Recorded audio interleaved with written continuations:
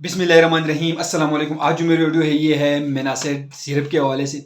ये सिरप के फॉर्म में आती है 120 ml में ये होती है।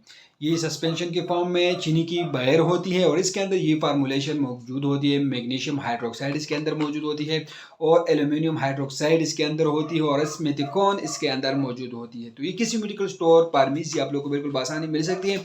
तो आज मैं इसकी कंप्लीट रिव्यू आप लोग के साथ शेयर करने वाला हूँ कि इसके uses, side effect, doses, action complete review मैं आप लोग के साथ शेयर करने वाला हूँ। तो चलो कोई टाइम वेस्ट के बगैर वीडियो को शुरू करते हैं।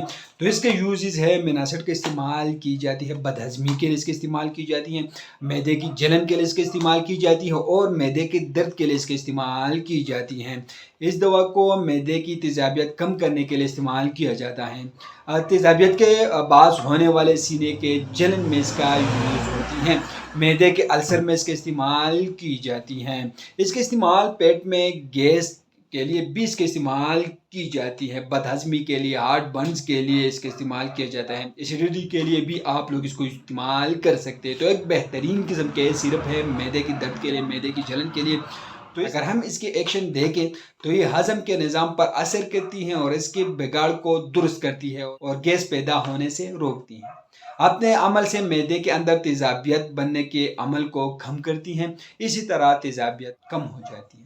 जब तेजाबियत कंट्रोल हो जाती है तो इससे सीने की जलन भी ख़त्म हो जाती है और सीने की दर्द भी से ख़त्म हो जाती है और अगर मैदे में जख्म हो तो वो भी से दुरुस्त हो जाती है। तो ये इसकी एक्शन है।